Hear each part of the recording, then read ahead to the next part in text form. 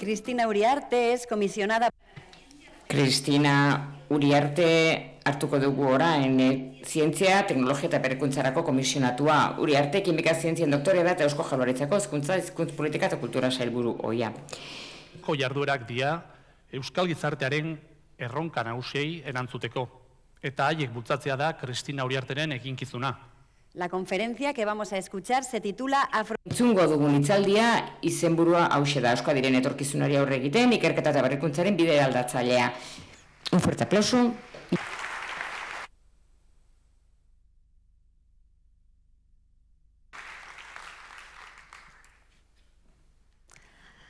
Arratsaldeon, good afternoon, buenas tardes.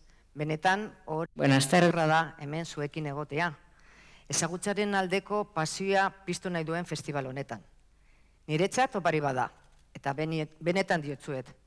Nire urtebetetzearen egunean, denek ezagutzen duzuen lagun non batek, deitu eta esan zidan. Cristina, opari bat egingo dizut zure urtebetetzeagatik. Passion for Knowledge-en parte hartzea gustatuko litzaidake. Imaginatuko duzuenez, pozik onartu nuen. Lehenik ezin da inoz opari bat ukatu. Eta benetan oparia da gaur hemen zuekin egotea. Eskerrik asko. Beno, eta behin hemen Eusko Jaurlaritzako zientzia eta teknologia eta berrikuntzarako komisionatu gisa, gustatuko litzaidake aurkeztea nola egiten diogu aurre Euskadiren etorkizunari ikerketatik eta berrikuntzatik bide eta erronka ikaragarria baita. Vivimos en un momento de la Historiaren une batean bizi gara non gure bizitza aurrerapen teknologikoek eta zientifikoek eragiten duten, bilakaera esponentziala izan zuten 20. mendean eta era berean iritzi korrente handiak dauden gizarte batean eta berehala zabaltzen direnak eta askotan ere inolako oinarririk gabe. Konturatzen algara zientziak ze eginkizun duen aurrera bidean?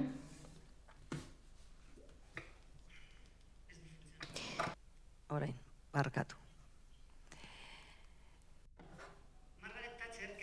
Margaret Thatcher kimika ikasteaz gain Oxforden oso sentibera zen politikoariek zuten lanaren inguruan arlo honetan eta bere diskurso batean Bian Gladstonen pasadizo bat irakurri zuen. Gladstone Faraday ezagutu zuenean hausen galdetu zion ea egiten ari zen lana elektromagnetismoaren arloan zerbituko izango zen baliozkoa zerbaitetarako, ez baitzion inolako baliorik aurkitzen. Faradayk erantzun zion, bai, jauna. Egunen batean, jauna, zergak kobratu izango dituzuen esker, eta horrela da. Autoelektrikoen atzeko teknologia azken batean Michael Faradayren lana izan zen. Berak indukzio elektromagnetiko aurkitu baitzuten 1821an. Zientziak epe luzeko ikuspegia da, bide luzea da, ibiltzeko etorkizunari begira beti ere. Uko egin aldi ezaiokegu ezagutzaren irisgarritasunare, erakundeek eta teknologia zentroak kultura zientifikoak gerotak gehiago edatu nahi dugu. Gaur bezalako jaialdiek horrelaxe erakusten dute. Era berean nortasun ikur bada DIPC-ren hasieratik eta hau posible da besteak beste ezagutzarekiko grinagatik, zientziagatik guk kutsatu nahi dugun pasioa eta haren edertasuna ulertzen uzten diguna. Hori guztia pertsonei esker da. Amets bat duten pertsonak eta lan egiten dutenak egia bihurtzeko. Erakunde eta pertsona kolaboratu egiten dutena kolaborazioa denon ongirako gure auzolan ospetsua Euskadiren nortasun ikurra baita. Gure abeslari bat parafrasatuz, Pedro Miguel, zientzia serio hartzen dugu Euskadin. Horregatik Euskal Herrian bilakatu eginda azken hamarkadetan modu ikusgarri batean. Baina bideo horretan sartu aurretik berrikuntzan eta ikerketan preludio gisa Donostiango denez gero beste esaldi bat ere aipatu nahi nuke. Itsasoko olatu guztie beren profilaren edertasuna aurretik izan eta erretiratzen direnei zor diete. Hemen eraikitzen dugu eraikitakoaren gainean eta denak batera gainean etengabe apustu bat egiten dugu denboran sinesten baitugu horretan eta ilusioa baitugu pasioa ezagutzarekiko eta zientziaren edertasunagateko. Zeintzuk dira aurrera bidearen gakoak? Sukaldeko errezeta bat balitz bezala, eta gure sukaldari handi eskatu gabe, baizik eta guk ditugun irakaskuntzak harturik, gure amonek eta gure zientzialarik erakutsita, zeintzuk dia osagun funtsezkoak aurrera biderako. Termodinamikaren printzipioak gogoratuz, baita ere sukaldarezen aplikatzen dena, lehen printzipioa beharrezko aurrera biderako zientzia da. Elementu funtsezkoa, bai horixe bestela ez baitako aurrera biderik. Baldintza nahikoa, baldintza ezinbesteko baina ez nahikoa. Bigarren printzipio bat ere ezarri behar da. Behar ditugu hainbat elementu, hainbat osagai funtsezko lagunduko digutenak aurrera bidea gerta dadin. Baditugu hor pertsonak bizioarekin, lidergoarekin, talentuarekin, azpiegiturak jakina, antolakuntzazkoak, zientifikoak, teknologikoak, babes instituzionala, politikak, lidergoak, estrategiak, inbertsioa, jarraitutasuna eta sozializazioa. Eta hitzaldiaren bitartean ikusiko dugun dola funtsezko elementu hauek erabakigarriak dira bidea egiteko eta etorkizunerako gonbidatuko zaituztet aurki ditzazuen. Bez, gaitezen bidean eta historia pixka bat eginez, lehen mugarri gisa aipatu dezakegu Bergarako erregimentegia Euskal Herriaren adiskideen elkarteak sortua. 1779an. Hor, Eluiara nahiak wolframio isolatu zuten Espainian aurkitutako elementu bakarra. Baita platino puru xaflakorra ere lehen aldiz horregatik Europako Fisikako Institutuak zientziaren dugu esnatu zuen Bergara funtsezkoa giza aurrera biderako. Gertakari hauek gure kezken parte dira eta eramaten gaituzte ikerketaren bidetik. Hemendik aurrera garatu zen bide bat non Deustuko Unibertsitatea sortu zen 1893an, Bilboko Ingeniaritza Eskola 1897an, edo Bilboko Unibertsitatea 1928an. Hainbat gertakari garrantzitsua aipatzeagatik Euskadiko zientzia eta teknologiaren arloan. 1989an Gernika Estatutua onartu zenean eta lehen Eusko Jaurlaritzarekin, politika zientifikoari egin zitzaion Euskadin politika hori mantendu eginda, bai eta alternantziak egonik ere alderdi desberdinak egonda gobernua. Pedro Miguel Etxendik erandari bat jaunak politika zientifikoaren hildo nagusiak ezarri zituen. Eta hartutako neurrien aurtean bi aipatuko nituzke. Alde batetik doktoratu aurreko eta osteko bekak sortzea oraindik ere funtsezko klabeak politika zientifikoan Euskal Herrian. Eta beste batetik zentro teknologikoen promozio eta tutela. Eta lehen Eusko Jaurlaritzak ere lehen urratsak eman zituen lehen parke teknologiko zientifikoa sortzeko eta baita Osakidetza sortzeko 1991 urtean. Beste mugarri handi bat izan zen Euskal Herriko Unibertsitatearen sorrera 1980 urtean. Eta hor, lurraldeko goi mailako hezkuntza elkartu zen. 1985an transferitu zitzaion Eusko Jaurlaritzari. Eta politika zientifiko bat ez zegoen momentu batean, Euskal Herriko Unibertsitate Publikoa referente bihurtu da, hazi egin da, eta bera da, gehien laguntzen diona, zaborkondari, kulturari, euskarari eta genero berdintasun eta politika inklusibak eta jasangarritasunezkoak bultzatzea. Prestakuntza, ikerketa, transferentzia, ezaguntzaren zabarkundea, kultura, euskara, genero berdintasuna eta politika inklusiboak eta jasangarritasunezkoak bultatzea misio inherentea gure unibertsitate publikoan. Horrek identifikatzen du beraderako agente nagusia lagundu egiten duena Euskal Herriaren garapenean. Une hartan, 1980 urtean, krisi batean aurkitzen ginen eta IGIaren gastua 0,06koa zen, estatuan 0,039koa zen.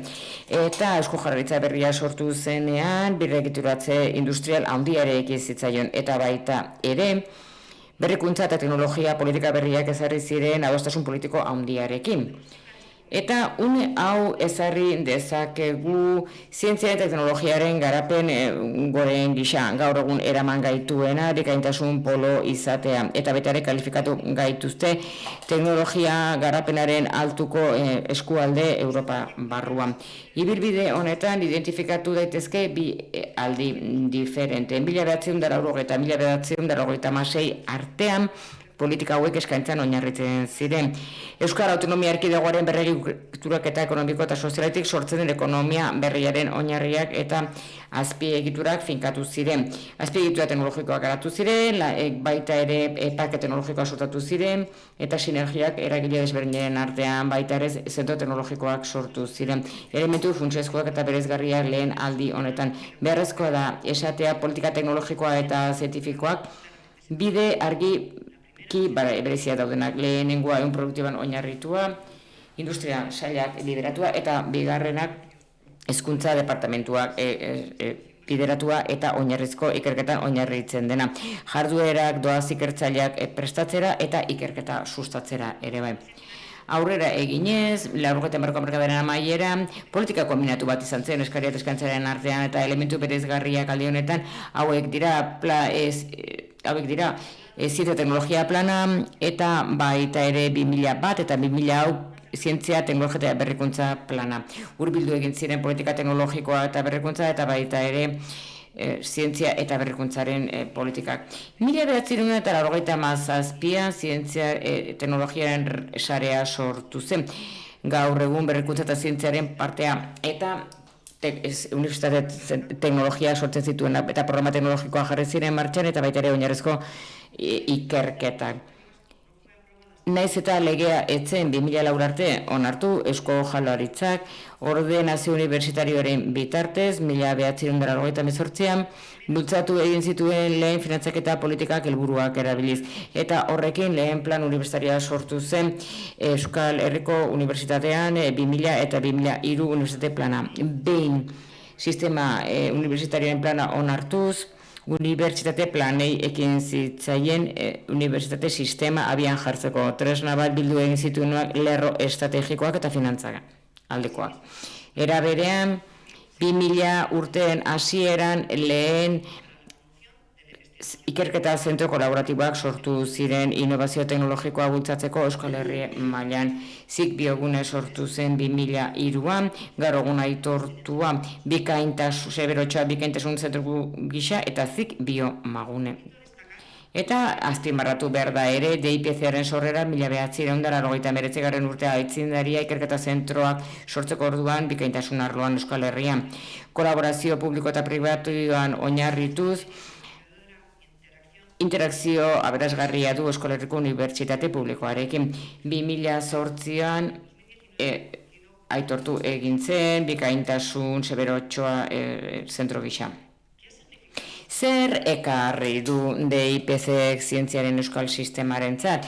Bere 20 urteko historian DIPC hainbat tokiko erakundekin eta kanpokoekin elkartu da eta zientzia proiektu ahal izan du mundu osoan.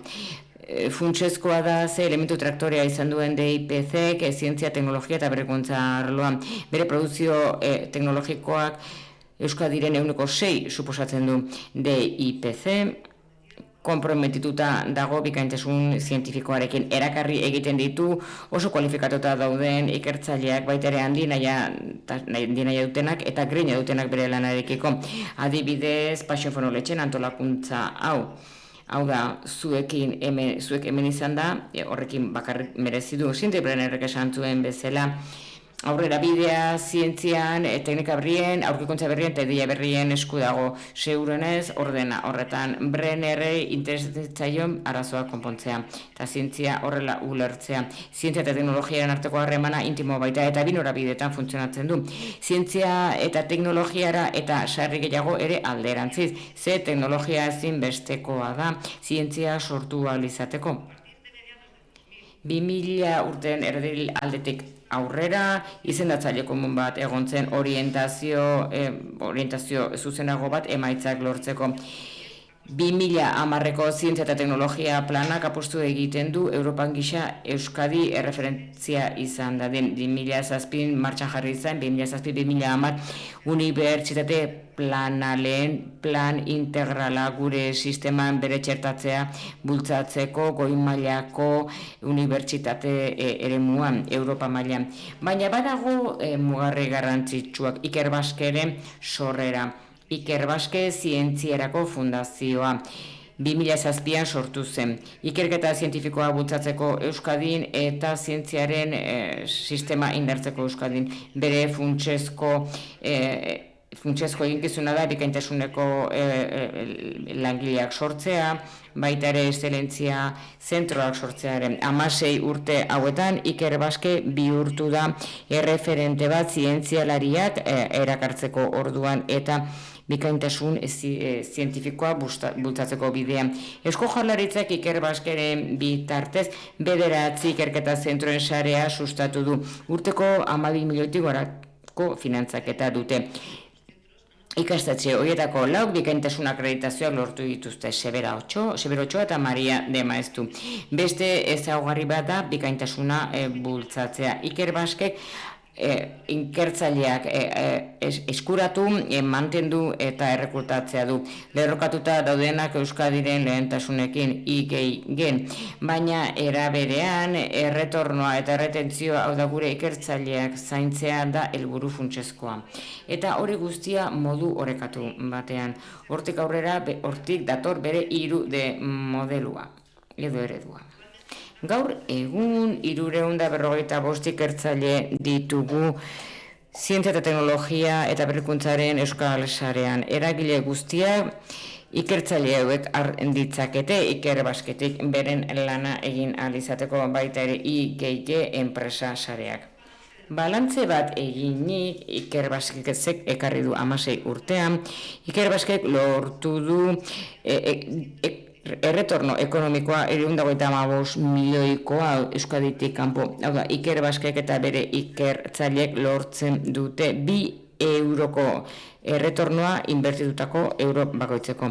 Ikerketa bultzatzeko orduan, ikertzaileen argitalpenak Iker Baske arloan lagundu egin dute Euskadiko ekoizpen zientifikoa bikoizten azken hamarkadan. 8.000 argitalpen zientifiko dituzte eta Iker Baskeko ikertzaileek egiten dute 118ko ekarpena. Aipatzekoa da urrats haietako askok eman egin direla ikerketa eta garapen zientifikoko bere eskualdaketzea egin gabe. Eusko Jaurlaritza bere sorreratik erabaki zuen zientzian inbertitzea eta Euskadiko gobernuek eman duten laguntzari esker, Euskadi bihartu dute autonomia erkidego garrantzitsuenetako bat zientzia arloan. Esan dezakegu aurrerapen honetako gako nagusietako bat etorkizunari begira direla politiken jarretutasuna, kolaborazio publiko-pribatua auzolana eta etengabeko inbertsioa. Zein dira emaitza nagusiak apustu estrategiko honetan? 1981 ia etzegoen inbertsiorik IGIgen. 2002 pasatu ginei 019 milioi inbertitzera, 2022 ia 1.800 euro inbertitu genituen garapen eta ikerketan Eustatek adierazi duen bezala. Azken 21 urtean hirukoiztu egin dugu IGIgen egin dugun inbertsioa. Hau da 0,06 inbertsiotik hasita 1980an 2021 jadanik 2,2 gaude Eurostaten arabera konparatzen balin badugu Europan 2,27 dela, bero helburua 1,3 lortzea da 2030an. Duela 50 urte, baina erdia baino gehiago. Azken urteetan eta 2020 urtera arte espezializazio adimenduna oinarritu gera, Europak markatuta espezializazio adimenduna Euskadiri uzten diona aurrera egiten ezagutzen oinarritutako ekonomia batean. Hau da, gizarte bat balio ekonomikoa askatzen duena eta ezagutza ekoitziko duena. Euskadiren kasuan, zer da espezializazio adimenduna, zer da RIS 3 batzuetan entzuten dugun izen hori. RISen itzulpena da espezializazio adindumeneko estrategia eta espezializatuta. Hau horrela gauzatzen da gure ahalmen zientifiko teknologikoetatik eta kontutan hartuta gure gaitasun enpresarialak mugatu behar dugu zeintzuk diren gure sektore estrategikoak espezializaziorako eta bere orientazioa tokiko merkaturako eta nazioarteko merkaturako. RIS 3 estrategiarekin IGItik lagundu nahi diogu lurraldearen helburuei. 2020ko martxoaren 11an OMS koronavirusaren brotea adierazi zuen pandemia gisa, eta ondorio sozial, ekonomiko, larriek ekarri zituen baita ere osasun arloan eta emozioen arloan. COVID-19 erronka inoiz ikusi gabeak sortu zituen teknologiarentzat. Kudeaketa sistemak gainera egokitu behar izan dute horren ondorioz.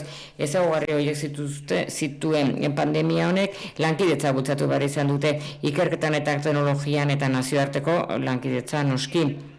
Hau da, zientzia eragile nabarmena izan da COVID-aren estrategia eta etengabe albiste zientifikoak ikusi genituen komunikabideetan. COVID-19 krisikak lezio asko erakutsi dizkigu, bat da indartzea teknologia eta inbertsioa modu iraunkorrean denboran eta lankidetzak ikuspegi batetik. COVID-ak ekarri du iragan bat eta orain bat eta etorkizun bat sozializaziorako eta zientzia ze garrantzitsua den ikusteko. Gero gainera agerian jarri du beharrezkoa dela mugimendu antizientifikoei aurre egitea, ondorio negatiboak ezin baitira onartu. Gaur egun inork ez du zerantzan jartzen ze garrantzitsua den ikerketa eta teknologikoa gizartearen ongizaterako ikus dezagun datuen bitartez. Azken hamarkadetan etengabeak dira egin diren argitalpen zientifikoak.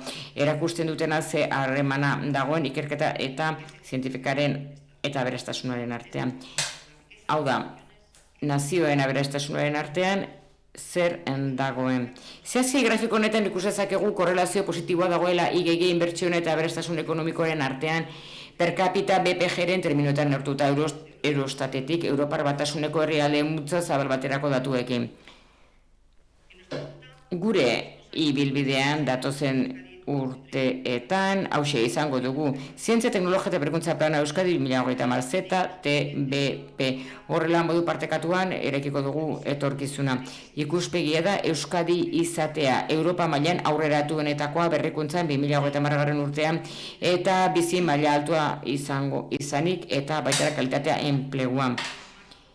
3 zutabe estrategiko eta elementu nagusi planteatzen dira. Eta elementu zentrala, lehen zutabe estrategikoa, bikaintasun zientifikoa, bigarren zutabe estrategikoa, lidergo teknologikoa eta industriala, 3. zutabe estrategikoa, berrikuntza irekia.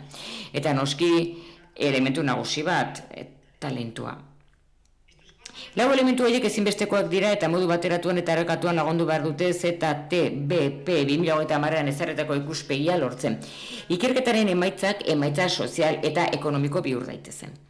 Hurbilketa horren barruan sartzen da beraz oinarrizko ikerketa, abangoardiako ezagutza berria, ikerketa aplikatua eta berrikuntza garatzea bideratuta. Euskal enpresa ehunaren nazioarteko lehiakortasunaren lidergoan eta hobekuntzan laguntzeko. Eta osasunaren, garraioaren, ingurumenaren eta abarren esparrutan aurrera egiten laguntzeko. Eta horrela aldutasun teknologikoaren maila osoa egiteko. RIS 3 estrategia aurrekoaren bilakaera da, baina bilakaera garrantzitsua. Espezializazio dimenduneko arloan bilakaera munduko mailaga tendentzien eragina izan du eta zehazkiago arestion epatutako duten trantsizioen eragina teknologia digitala, energetiko, klimatikoa eta soziala eta sanitarioa. Eraldaketa hori RIS 3-ren mapa txertatzen dira. Bilakaera eragile eta eragile nagusia den bektore gisa RIS sektoretar guztietan eragilea dutelako eta liberean erronka badelako, baita enpresa garapenerako aukera handiak ere. Eta ZTBP 2030 berrikuntzak itxea zerkako ekimen traktoren kontzeptua sortzen du. Eta hau da estrategia partekatu bat. Hor partekatzen dugu erakunde publikoak, enpresak, unibertsitateak, zentro teknologikoak, zientifikoak eta eragile sozioekonomikoak. Auzolan filosofia beharrezkoa da gainera ezagutza gehi berrikuntza bultzatzeko beti ere garapenaren mesedetan.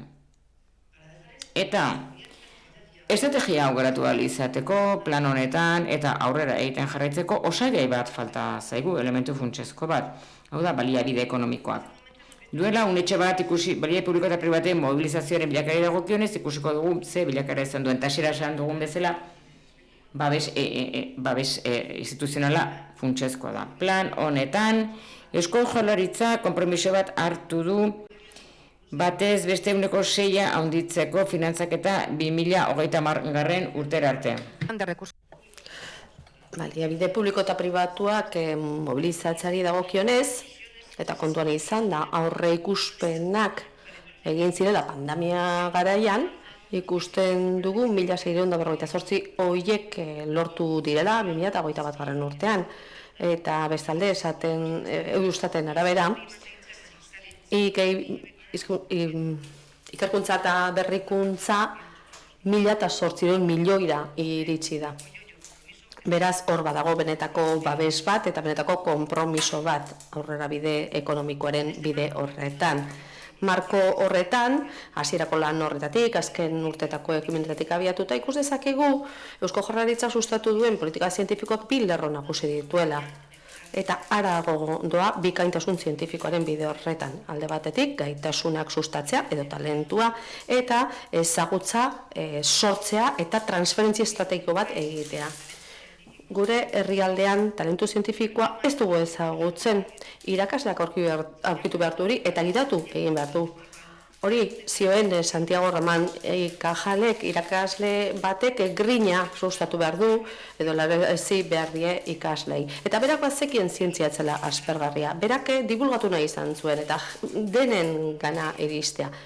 Doktor bakteriaren izenarekin erlatu batzuk argitaratu zituen eta horrela modu entretenigarri eta didaktiko batean erasi zizkien bere aurkikuntzak. Talentua urria da, baina oso preziatua, eta grina hori sortu behar dugu gazteengan etorkizuneko komunitate zientifikoan. Asko eta asko hemen zaudete. Gaztelenean, Iker Baskeko sari banaketan, emakumeen sariak ziren eta gazteenak esan zigun Passion for Knowledgeek lagundu zion erabaki bat hartzerakoan, alegia karrera zientifikoaren alde egitean, eta benetan hunkigarria izan zen une hori. Ekimen ezberdina daude, programa ezberdinak, Eusko Jaurlaritzatik sustatzen direnak, oraindikan doktatu aurreko eta ondoreko programak, Iker Baske programa, industria arloko doktoretzak, bikainteken hildotik, eta bestelako ekimenak ere bai, STEAM Euskadi izenekoak. STEAM Euskadi hobeto esan da, zertarako teknologia eta zientzia sustatzeko. Eta bereziki emakumeen kasua babesten da. Talentuaren erronkak badu dimentsio global bat, eta horregatikan instituzio partekatu batetik abiatu gara lan hori egiteko. Horregatik argi dago hezkuntzaren garrantzia, oinarrizko kompetentziak edo gaitasunak jorratu behar baitira. Datu bat emango dizuet. 2022 urtean Euskadin 25 urteko 25% goi mailako hezkuntza dauka. Lehendakariak ireki taldien esan zuen bezala, pertsonak daude gure lanaren gune nagusian. Eta esango nuke azken urteotan, pauso nabarmen bat eman behar dugula, herrialde honen politika zientifikoan. Talentuan zentratu gara, gaitasunean, formakuntzan, baina baita ezagutza sortzean eta transferitzean ere. Sortu eta transferitu beraz, baina sozializazio ere hor dago, zientzia humanizatu egin behar baita. Eta hemen bi balio aipatu behar ditu ezinbestean, jakiunde eta kultura zientifikorako katedra. Jakiunde da, zientzien artean eta letren akademia da, disiplina arteko foro bat da, aholkularitza, hausnarketa sustatzen duena. Pedro Miguel Etxenek sortu zuen, eta berak humanizatu egin nahi du gure bizitza, lan kolektibo horretatik abiatuta, erakundeen laguntzarekin, eta ezagutzaren muga horretan gertatzen dena jolasaiena. Eta kultura zientifikoaren katedrare hor dago, erreferentzi bat da zientziaren demokratizazioari dagokionez, eta kultura zientifikoaren sustapenari dagokionez. DIPC ere hor dago, eta Passion for Knowledge zientzia jaialdi hau ere hor kokatzen da.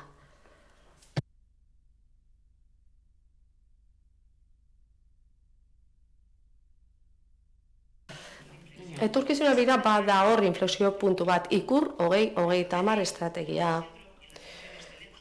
Hor bikaintasuna da nagusi, transferentziarako bidean motor nagusi gisa. Apostu bat egiten da nazioartean kokatzeko Euskadi. Eta helburua da ezagutza sortzea halako nitxo zientifiko batzuetan RIS 3 Euskadi horrekin lerrakatuta. Azken batean, erreferentziazko polo bat izan nahi baitu Euskadik. Ezagutza hori aplikatu egin nahi du estrategiak industrian eta gizartean. Inflexio puntu hori non dago Euskadiren politika zientifikoa herriaren beharretara egokitzen RIS-3ra jota.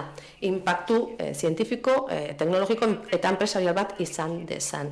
4 arlotaz ari gara, pantailan ikusiko duzuen bezala. Eta Berk zentruek idazten dituzten neurobiozientziak, teknologia kuantikoak, neutrionikoak eta neutrinoak eta neutroiak lantzen dituztenak eta superkomputazioa eta adimen artifiziala. Eta 4 dira gakoak ikur estrategia honetan bikaintasuna mugako ikerkuntzan, eta hori ikerbazke daukagu.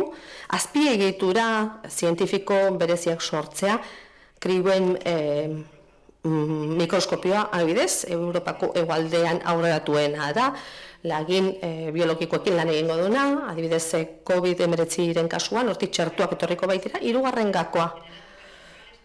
Eragileen arteko konexioa, lotura nazioartean. Egun, argitalpenen 50% baino gehiago mundu mailako punta-puntako zentroekin egiten da. Eta azkenean nazioartekotzea. Azkenean mugako zientziaren eta gizartearen arteko lotura. Bukatze aldera. Adibide moduan, handi nahia den proiektu batean zentratu nahi nuke. Ikurren gai emblematiko bat da teoria kuantikoak eta IPC gidatzen du. Hori oso lotuta dago, zuzena lotuta dago jaialdi honekin. Zein da helburua? Ikerketarako ekosistema sortzea, talentua, teknologia kuantikoak kontuan hartuko dituzten masa kritiko nahikoa duena eta nazioartean leku bat izango duena trakzio polo bihur dadin mundu osoko ikertzaileentzat eta negozio aukerak ere sor daitezen. Hasierako diseinuaren hasieratikan Ikurren identifikatu zen aukera jakin bat, alegia azpiegitura fisiko bat eukitzea teknologia horiek Euskal Herrian garazitezen, eta hori egin genuen. Joan den martxoan, Basque Quantum proiektua aurkeztu zen, teknologia kuantikoa garatuko dituena Euskadin. Hala, Quantum System 1 IBM-erena etorriko da Euskadira, 6. eta munduan eta 2. Europan. Eta IBM-ek sustatutakoa da. Astea, partekatzea, etorkizunari ilusio zeltzea. Badakigu non gauden, eta norantz joan nahi dugun. Euskadik baikortasunez begiratzen dio etorkizunari, bizitza hobea izateko itxaropenez, gizarte oparo baten aldeko apustu irmoa eginez, kohesiorako giltza izango den gizarte ongizatearekin. 40 urtez, zientziaren, teknologiaren eta berrikuntzaren alde egindako apustua da horren berme. Ibilbide honek, bikaintasuneko polo bihurtu du Euskadi, berrikuntza maila handiko eskualdea Europan, eta etengabe guztiontzako onura bilatzen ibiltzeak, erakundeak, lurraldeak eta sektore publiko zein pribatua elkartu ditu. Somos una sólida comunidad científica a la vanguardia de diversos campos de la ciencia y tecnología, apoyada en un sistema universitario vasco consolidado, con una rica diversidad de agentes y programas de investigación e innovación para apoyar a un tejido industrial y económico dinámico, competitivo y altamente internacionalizado. Somos, en definitiva, una sociedad preparada para poder contribuir, junto con los mejores actores internacionales, a resolver los desafíos globales, para afrontar retos como la revolución cuántica. IBM, líder mundial en computación cuántica, ha apostado por Euskadi como aliado para adentrarse en un nuevo paradigma que está llamado a cambiar el mundo. Euskadi acogerá el IBM System One, el 6º centro de computación cuántica del mundo, en una red internacional liderada por IBM y que tendrá su sede en el nuevo edificio Ikerbasque de Donostia. Porque los retos son complejos y juntos se puede llegar más lejos. Erakundeen inplikazioarekin, Euskadik komunitate kuantiko bat edatuko du, oinarrizko ezagutza eta aplikazio praktikoak sortuko dituena. Talentu kuantiko ikertzailea sortuko du, konputazio kuantikoaren potentzial guztia zabalduko duten profesionalak trebatuz. Eta Europa hegoaldeko ikerketa eta berrikuntzarako barruti kuantiko bihurtuko da, enpresa eta negozio berriei bultzada emango dien ekonomia publiko pribatua sustatuz. Euskadi tiene visión, ambición y estrategia. Tiene pasión por descubrir, por conocer, por crear, por educar, por emprender, por innovar.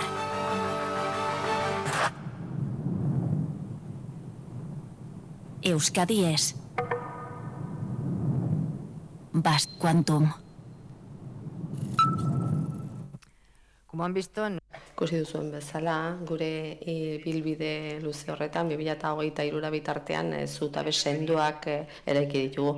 Lehendakariak esan zuen bezala, adibide horiek adierazten digute zein garrantzia daukan gure gaitasuna, gure etorkizunaren berri aukeratu ahal izateko, erabaki ahal izateko. Amaitzeko Stephen Hawkingen hitz batzuk ekarriko ditut, zientzia, arrazoimenaren disiplina ez ezik erromantziarena eta pasioarena ere bada. Eutsi diezaiogun zientziaren aldeko paseoari. Eskerrik asko.